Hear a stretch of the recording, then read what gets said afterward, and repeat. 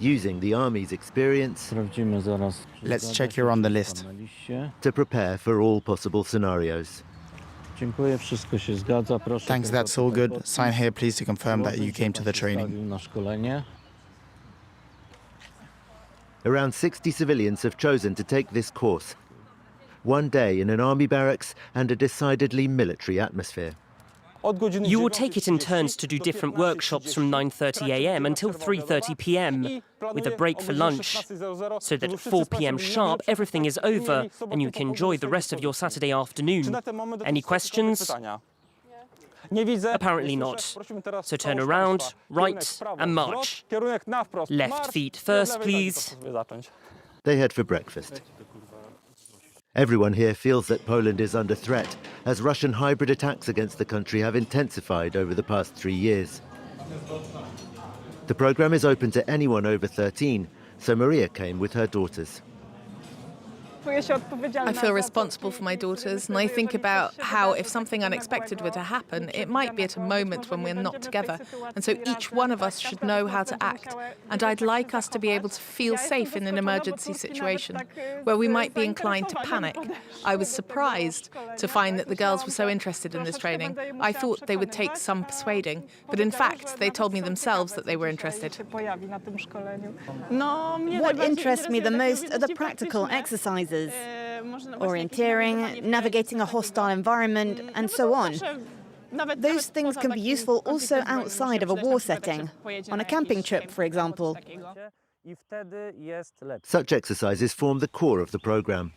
Outside, these participants are practicing survival techniques. I just have to hide in there and zip it up. The volunteers have little difficulty with choosing a shelter or selecting isothermic clothing or with laying a fire. But lighting the fire with the help of tampons proves more of a challenge. It's not easy when you haven't got the knack. You have to try several times, but I got there in the end. For some, parts of the training are quite familiar.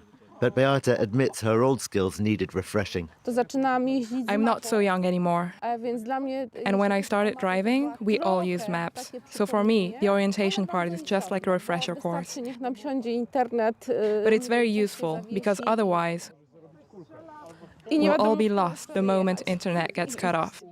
Last year, everyone in Poland received this security booklet in the post, sent by the government. But the coordinator of this training program says just reading it is not enough to be prepared. This general guide published by the Ministry of Defence covers all the essential topics and basic knowledge that, in my opinion, every citizen should have. But it only contains purely theoretical pointers. People need to come and put them into practice. The course is also designed to make sure that warning systems will work effectively and not spark panic. When around 20 Russian drones violated Polish airspace last September, sirens went off in the country's eastern regions, but people didn't know how to react. The most important signal is the siren. It lasts for 3 minutes with a modulating sound. And how will we then get information about what's happening? It's your responsibility to switch on the TV or the radio.